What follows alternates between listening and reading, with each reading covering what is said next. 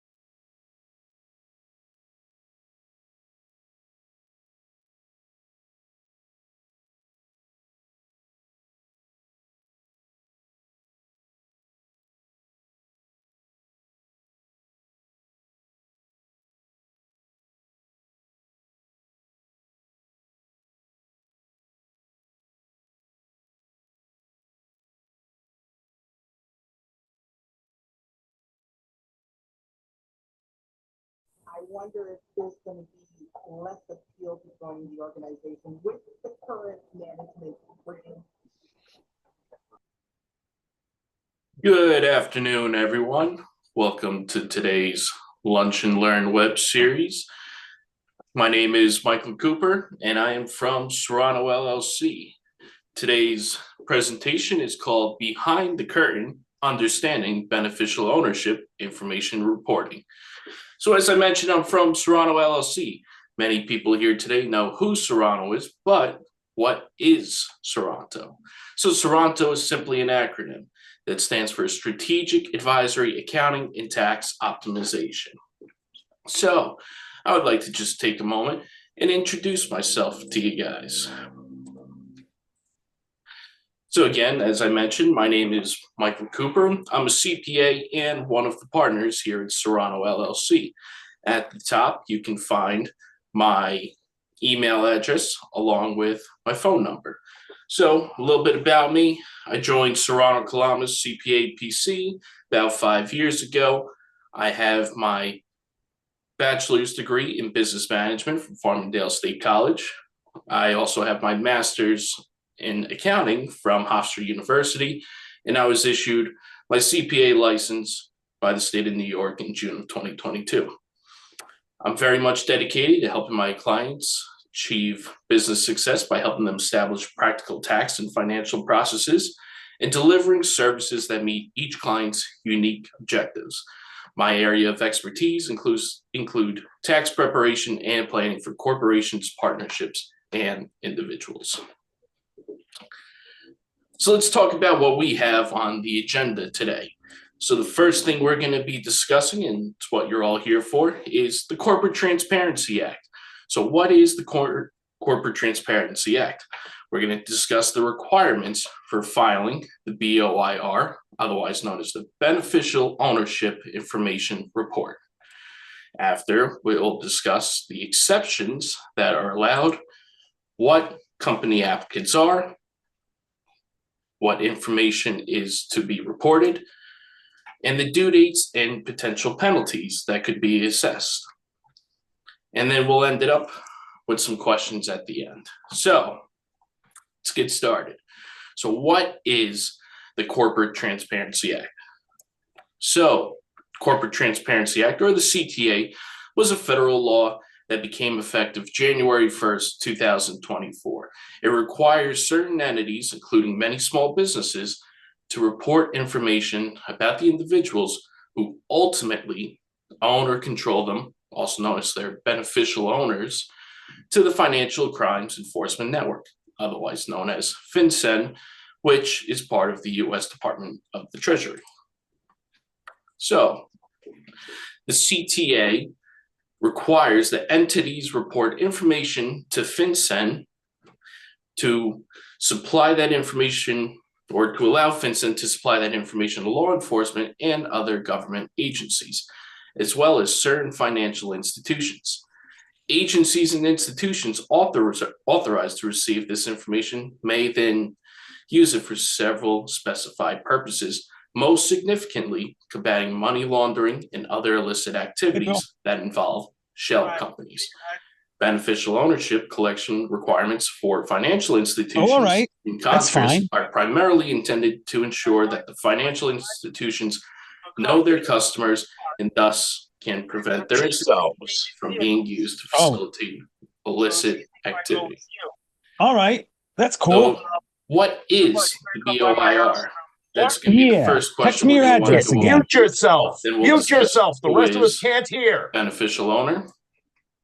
What is substantial control? All right, 4:30. So, all right, Bill, good. I'll check. My truck's in the shop, so I'm taking my Beamer. So, George has a truck. Here we have all right. Nice graph. Yeah, so nice. All right, text me your address, and I'll come by 4:30. Display from FinCEN themselves. All right, sounds good. So, what this shows is under what law was the company created or formed? So, for today's purposes, we are going to be discussing U.S. laws.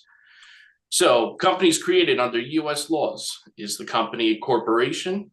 If yes, maybe a domestic reporting company. If not, is the company an LLC? If yes, once again, maybe a domestic reporting company. And was the company created by the filing of a document with the Secretary of State or similar office under law of a state? If yes, maybe a domestic reporting company. If no, then it's not a reporting company. So the reporting rule requires that all reporting companies file BOI reports with FinCEN within the specified timeframes. A reporting company is any entity that meets the reporting company definition and does not qualify for an exemption. There are two categories of reporting companies: domestic reporting and foreign reporting, which, as we just discussed, was the domestic reporting. If your company is neither a domestic reporting or foreign reporting company, because it does not meet either definition, or if it qualifies for an exemption, then it is not required to file a BOI report with FinCEN. Now, just as a note for trusts, generally, they are not required to file a BOIR. A trust may need to report BOI or beneficial ownership information if it owns at least 25% of a reporting company's ownership interest or has substantial control over the company, which we will talk a little bit more about later in the presentation. So, who qualifies for an exemption? So, FinCEN has 23 different exemptions for companies or entities that wouldn't be required to file a BOIR. So to go through the list, first we have securities reporting issuer, then governmental authority, bank, credit union, depository institution holding company, money services business, broker or dealer in securities, securities exchange or clearing agency, other Exchange Act registered entity, investment company or investment advisor, venture capital fund advisor, insurance company, state licensed insurance producer, Commodity Exchange Act registered entity, accounting firm, public utility, financial market utility, pooled investment vehicle, tax exempt entity, entity assisted a tax exempt entity, large operating company, subsidiary of certain exempt entities, and last but not least, inactive entity. So one of these exemptions that I want to go over a little bit more in detail is number 19 regarding tax exempt entity. So a tax exempt entity qualifies for this exception if any of the following four criteria appear. So the first criteria is the entity is an organization that is described in section 501C of the Internal Revenue Code 1986 and exempt under tax, exempt from tax under section 501A of the code. The entity is an organization that is described in section 501C of the code and was exempt from tax under 501A, but lost its tax exempt status less than 180 days ago. The third exception, or third criteria for the exception, is the entity is a political organization as defined in section 527E1 that is exempt from tax under 527A of the code. And the last criteria would be the entity is a trust described in paragraph 1 or 2 of section 4947A of the code. So I keep mentioning beneficial ownership information report. Who is a beneficial owner?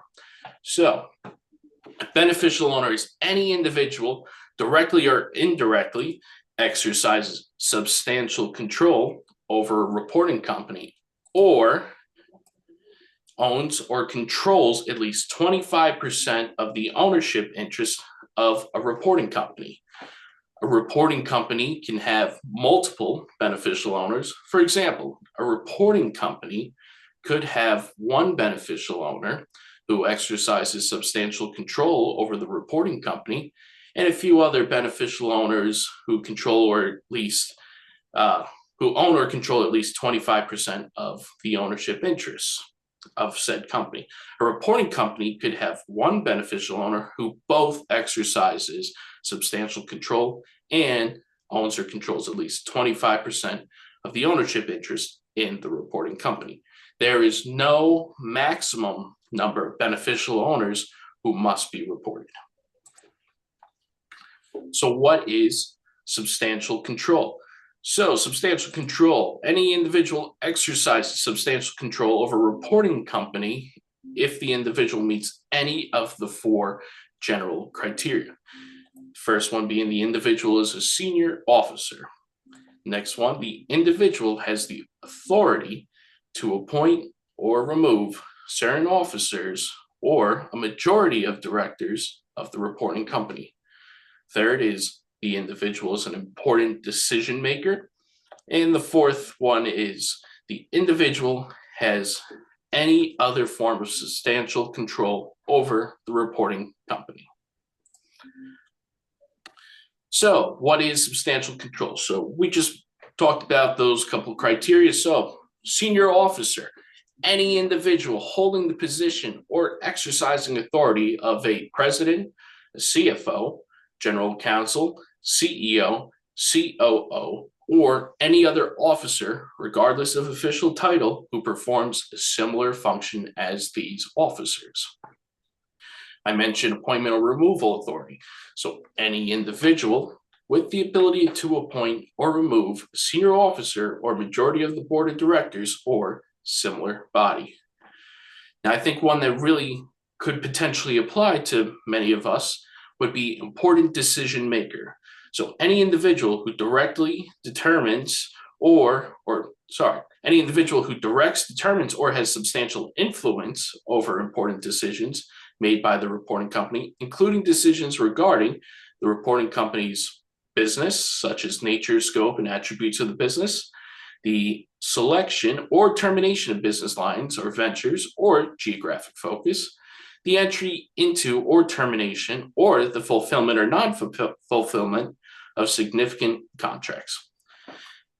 As well, finances, so someone whose decisions can include finances such as sale, lease, mortgage, or transfer of any principal assets, major expenditures or investments, issuances of any equity, incurrence of any significant debt, or approval of the operating budget, compensation schemes and incentive programs for senior officers. And last, structure, such as reorganization, dissolution, or merger, amendments of any substantial governance documents of the reporting company, including the articles of incorporation or similar formation documents, bylaws, or significant policies or procedures. So, what is the catch-all? Any other form of substantial control over the reporting company. Control exercised in new and unique ways can still be substantial. For example, flexible corporate structures may have different indicators of control than the indicators included here. So please be sure to analyze your situation on a case-by-case basis. We had also mentioned ownership interest. So what is an ownership interest? So there's different forms that could come in. So the first one we could discuss is equity, stock, or voting rights.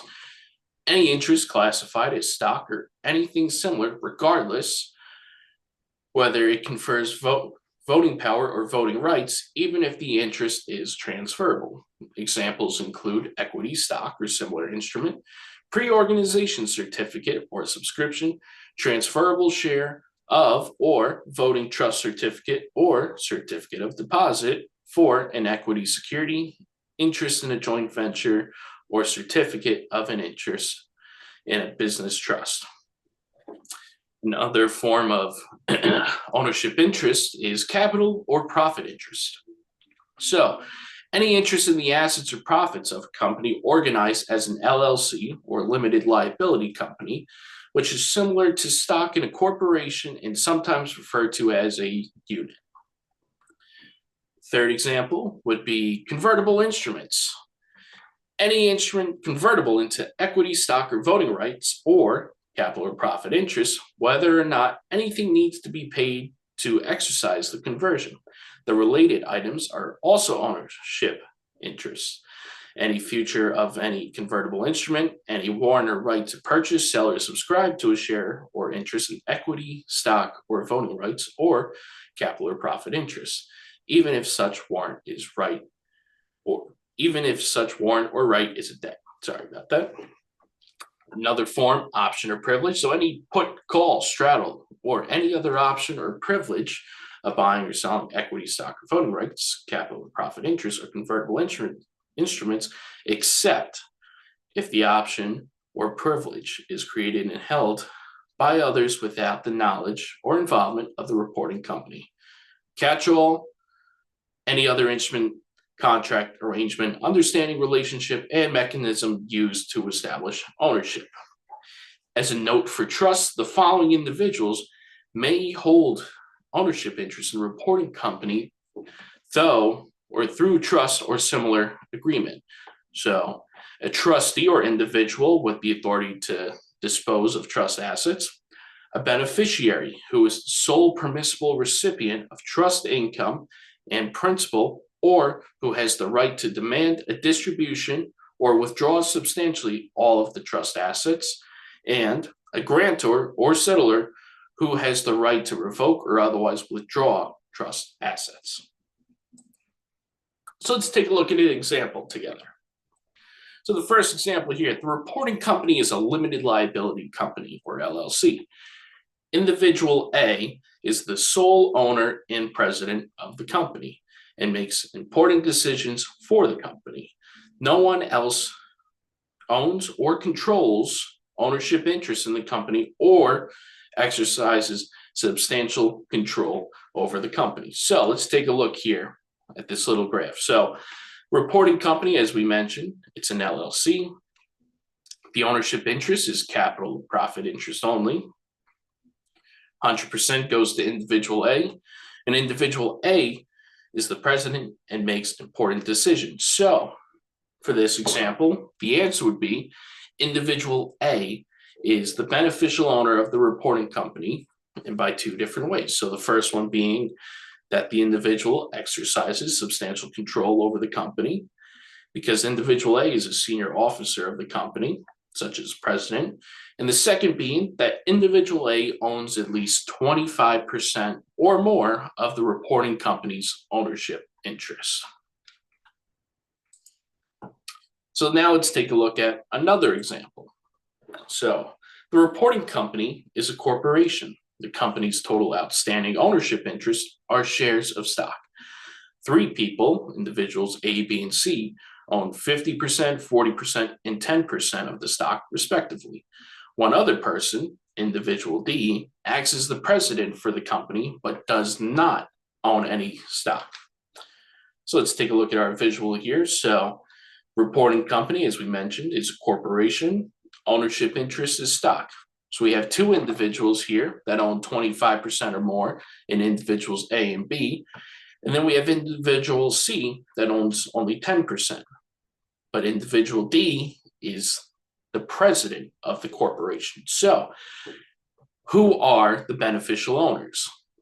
Assuming that there are no other relevant facts, individuals A, B, and D are all beneficial owners of the company, and their information must be reported. So, as I mentioned, individual C owns only 10% of the stock. Because that's under the 25% requirement, individual C would not be a beneficial owner. Individual A owns 50%, and so does individual B owns 40%. Both of these individuals own 25% or more, therefore they are beneficial owners. For individual D, they are the president of the company. As a senior officer of the company, individual D exercises substantial control over the company and is therefore a beneficial owner. So who qualifies for an exception from the beneficial owner definition? So there are 5 exceptions to the definition of beneficial owner. The first one being a minor child. A minor child is classified as if under the law of the state in which the domestic reporting company is created or the foreign reporting company is first registered. The second exception is nominee, intermediary, custodian, or agent. So this is an individual that merely acts on behalf of an actual beneficial owner as the beneficial owner's nominee, intermediary, custodian, or agent. The third exception would be an employee. So the term employee means that an individual is subject to the will and control of the employer in what and how to do work, and that the employer may discharge the individual from work.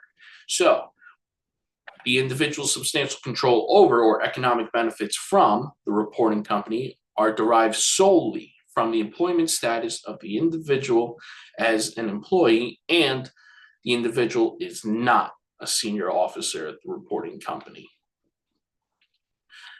Fourth exception would be inheritors. So the individual's only interest in the reporting company is a future interest through a right of inheritance, such as through a will providing future interest in a company. And the fifth exception would be a creditor. So the individual or an individual is a creditor of the reporting company. The term creditor means an individual who would meet the definition of a beneficial owner of the reporting company solely through rights or interests for the payment of a predetermined sum of money, such as debt incurred by the reporting company, a loan covenant, or other similar right associated with such right to receive payment that is intended to secure the right to receive payment or enhance the likelihood of repayment. So who is a company applicant?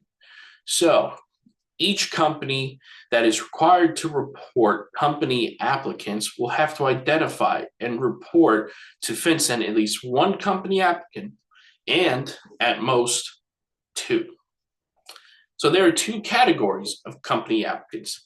The first one being direct filer, and the second one being an individual who directs or controls the filing action. So we got two different categories here. Direct filer. What is a direct filer? This is the individual who directly filed the document that created a domestic reporting company, or the individual who directly filed the document that first registered a foreign reporting company. The other one being the individual who was primarily responsible for directing or controlling the filing of the creation or first registration document. This individual is a company applicant, even though the individual did not actually file the document with the Secretary of State or similar office. But are you required to report company applicants? So a reporting company is required to report its company applicants if it is either a domestic reporting company created on or after January 1st, 2024, or is a foreign reporting company first registered to do business in the United States on or after January 1st, 2024. So what information needs to be reported? And this is probably the biggest question that everyone's going to have. So starting with the reporting company, it's going to be the full legal name, any trade name or doing business as, DBA name, the complete United States address, the state, tribal, or foreign jurisdiction of formation. For a foreign company, it would be state or tribal jurisdiction of first registration, but we're not going to worry too much about that today. And the Internal Revenue Service or IRS Taxpayer Identification Number or TIN, which includes Employer Identification Numbers or EIN. What information is to be reported for each beneficial owner and company applicant? So very similar, it's going to be the full legal name, the date of birth of the beneficial owner and company applicant, their complete address, unless, and this is their personal address we're talking about, if the company applicant who formed or registered a company in the course of their business, such as a paralegal, they would then use their business address as opposed to their personal address. And then the last thing that would be required is a unique identifying number or issuing jurisdiction from and image of one of the following, which would include a U.S. passport, state driver's license, identification document issued by a state, local government, or tribe, And if an individual doesn't have any of the previous documents, then a foreign passport. So when do you need to file your company's initial beneficial ownership information report, or BOIR, by? So for existing companies, so companies that were created or registered to do business here in the United States before January 1st, 2024, the reports are due by January 1st, 2025. Now for new companies, we'll start with companies that were started on or after January 1st, 24, but before January 1st, 25, you have 90 calendar days after receiving actual public notice that their company's creation or registration is effective to file the initial BOI report. Companies created or registered on or after January 1st, 2025 will only have 30 calendar days from receipt to file the initial BOI report. So FinCEN identifiers for individuals. What is this? So individuals may electronically apply for FinCEN identifiers. In the application, an individual must provide the name, date of birth, address, unique identifying number, and issuing jurisdiction from an acceptable identification document, and an image of the identification document, such as a driver's license. The same 4 pieces of personal information and image reporting companies submit about beneficial owners and company applicants in BOI reports. After an individual submits an application, the individual will immediately receive a FinCEN identifier unique to that individual. Once a beneficial owner or company applicant has obtained a FinCEN identifier, reporting companies may report it in place of otherwise required 4 pieces of personal information about the individual in the BOI reports. So this is most effective for people that have more than one entity. You'll be able to apply for a FinCEN identifier, and then when you're completing the BOI report for each individual entity, you'll just have to enter your FinCEN identifier as opposed to having to repeatedly enter your personal information. So how do you file a BOI report? So if your company is required to file a BOI report, you must do so electronically through Secure Filing website. Please visit www.fincen.gov/BOI for more information on how to electronically file. Now, are there penalties associated with not filing a BOI report?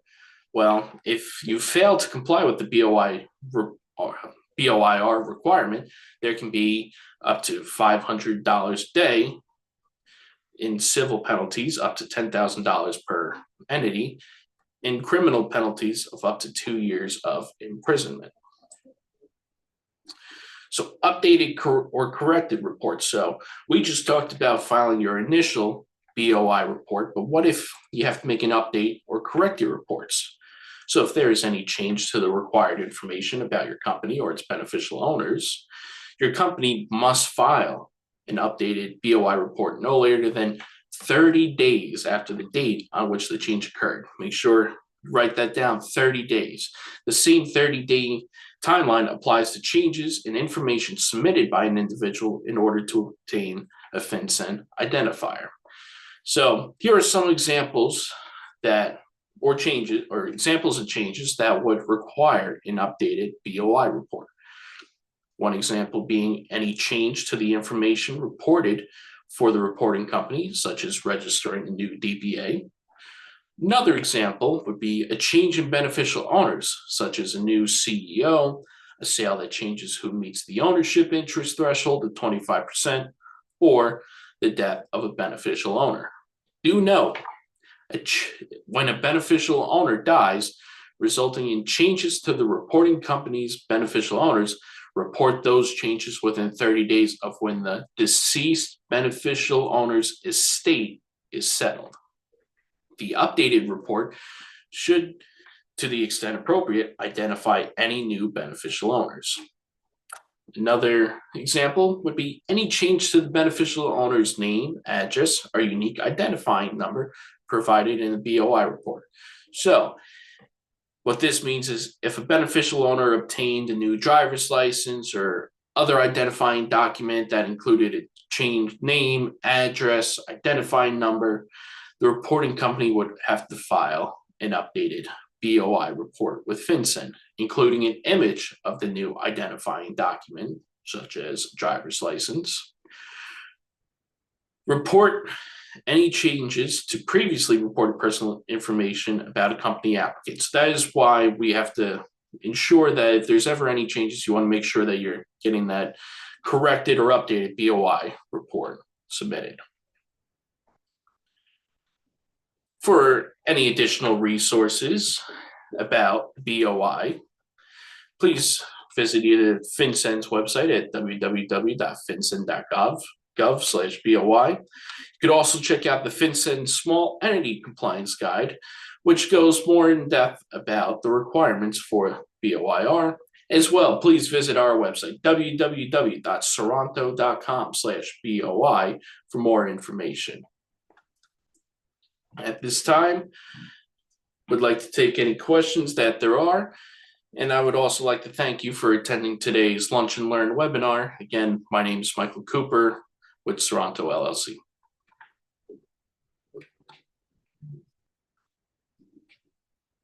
Hey, Michael. All right, let's see. So Alessandro, I think we got some questions.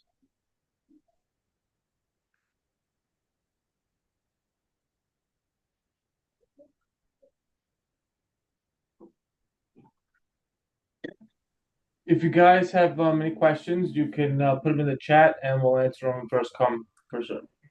All right, Leslie, you got a question? Yeah, hi. Thank you so much for this. I appreciate it. This has been on my list of things to do for a while, and you guys have been great about nudging me for a few months, so thank you.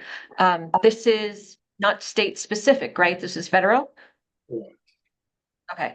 And do you guys do this if we want you to handle it for us?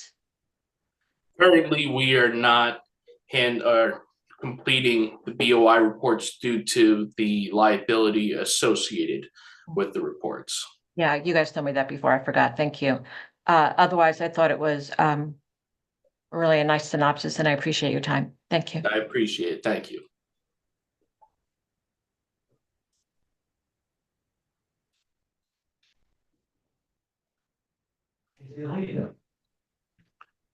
Hello, Michael. You hear me? Yes. Yes, I have a question. Let's say we have a domestic partnership and we have an EIN number. That would qualify. You would have to register, correct? If it was, we'll go back to the slide from earlier on. So is it an LLC or another entity type? It's just another entity. It's just a partnership.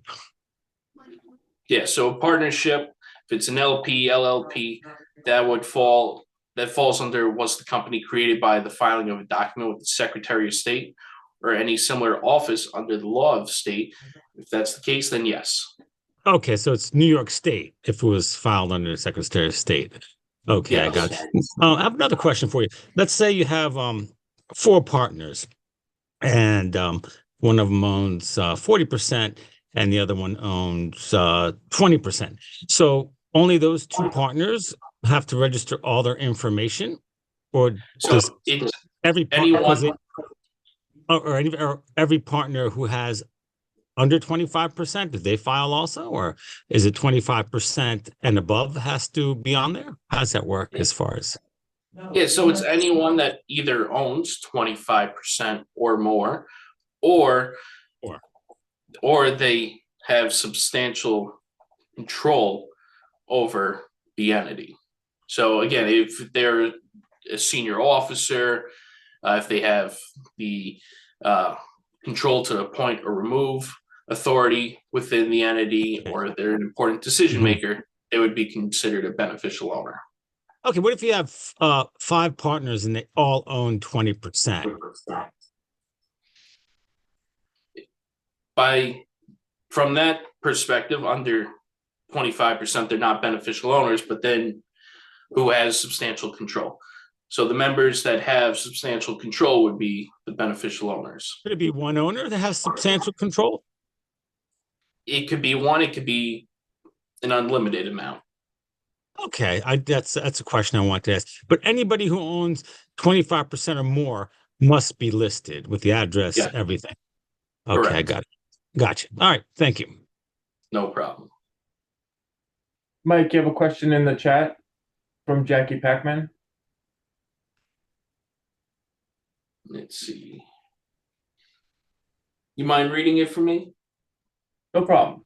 I see there may be up to a $500 a day penalty for not filing within 90 days of new company post, 1/2024. Is there any information on the late filing potential penalty? I haven't seen anything yet regarding any penalties being assessed for late filing, but what I would recommend is if you are late filed, get it filed as soon as possible.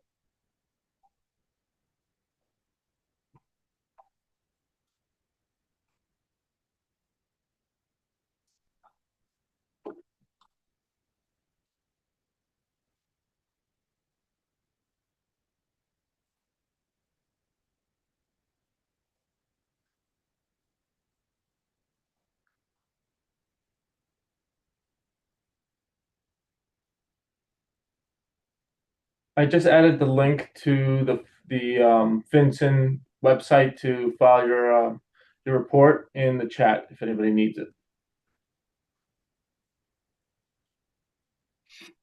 I believe we also will be making this information available on our website for you to access. That's correct. It will be posted on our YouTube channel shortly, and then it'll also be on our website. And as you can always call us as well. Yes, please, any questions, don't hesitate to reach out to us. Again, phone number for the office, 631-928-0002.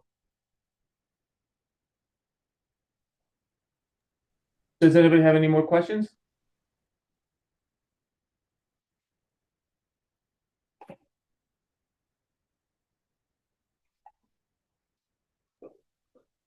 I guess that's it. Thanks.